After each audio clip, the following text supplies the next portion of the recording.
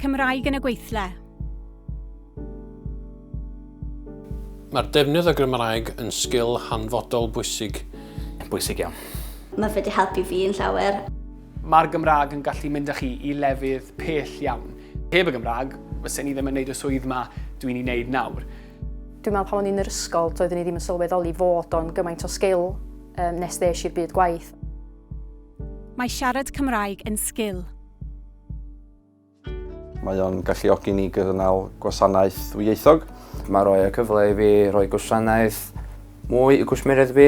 A does yna ddim byd well na eistedd lawr a siarad gwyneb i gwyneb hefo rhywun yn mam iaith nhw, a mae'n mynd lot o wahaniaeth. Mae'n rhaid fantais i fi fel person, a mae'n rhaid fantais i cwmni. Byddwn ni'n gweud bod e'n bwysig iawn os mae'r sgil da chi i siarad Cymraeg. Does dim geiriad ydy gwir i ddisgrifio pa mor bwysig yw'r Gymraeg i fi. Diolch i'r holl gyflogwyr a gymerodd ran. ITV Cymru, Aling Griffiths Peiriannig Sifil ac Adeiladwaith CIF, Cymdeithas Adeiladu Principality a Gwasanaethau Ambulance Cymru.